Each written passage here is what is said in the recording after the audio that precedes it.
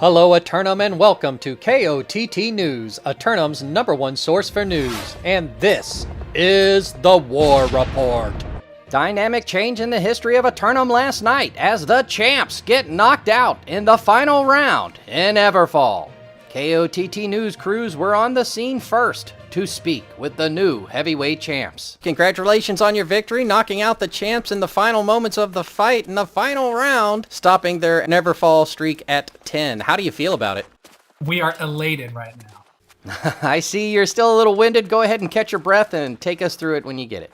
Well, at first, we tried Zerg and C. For those of you who are watching and knew it wasn't working, so then we split.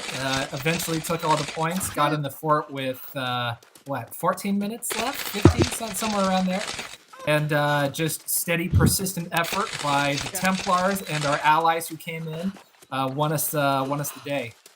Excellent. Congratulations yet again. Now that you have control of this, I'm sure everybody wants to know, where will the pipeline go? So we're one step closer, John. I mean, Windsward obviously is the key one that is needed to shoot the pipeline through after we made an agreement with CK. So yeah, we're hoping, Booty does well tomorrow so that we can make an agreement with them and bring prosperity to all of Eternum. Pipeline Construction Company was then met by an environmental protection and awareness officer who immediately began processing their zoning permits. I'm here from environmental. Did you guys get all your permits for this pipeline? Yeah, they're being processed currently. We're still looking for skilled trades workers for the church in Brightwood as well, if anybody knows anyone. I don't know about the trademark, but I can do some pretty good wetland delineations if you need them. I can also kind of help expedite the permitting process if you need. Yeah, so we're planning to restore a 4-to-1 ratio of lands that we impact with the pipeline. So that seems to be a good ratio that's been accepted so far. Nice. And have you had any consideration about the long-eared bats? Yeah, definitely. I know that certain times of the year is more prevalent for them, so we'll try and make sure construction doesn't happen during that time. Yeah, if you could try to avoid tree clearing through the months of June through August, that'd be great. In First Light, we caught up with Resurgent leadership who was full of praise for their colleagues after their victory. I want to give a huge shout out to Chamber, the other healer in my group. We had 0 deaths. I have not had a 0-death war before, so that was amazing. We kicked some ass, that's what we did.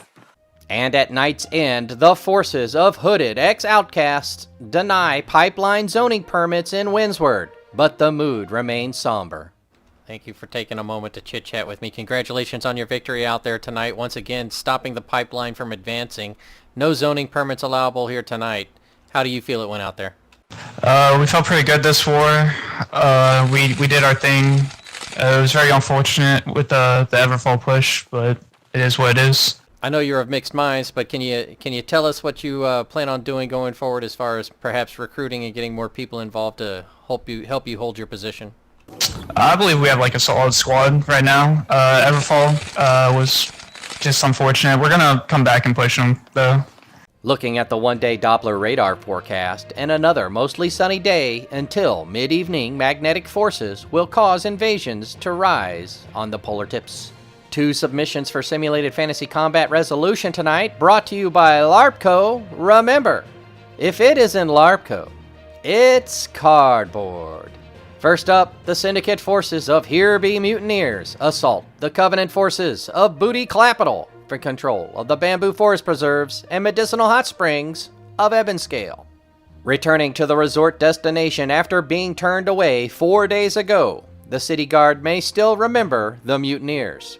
The forces of Booty Capital certainly remember, and they're going to make sure no unscrupulous mutineers will sully their hamlet.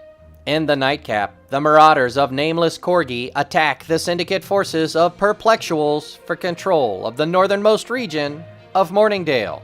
The forces of Nameless Corgi return to Morningdale and try once again to secure a better freshwater source. Perplexual forces turned them away last week, then took Reekwater away from them. I guess they didn't learn their lesson. Be sure to tune in for complete coverage and reactions from the citizens at 11. Until then, this has been War Correspondent JChalant, KOTT News.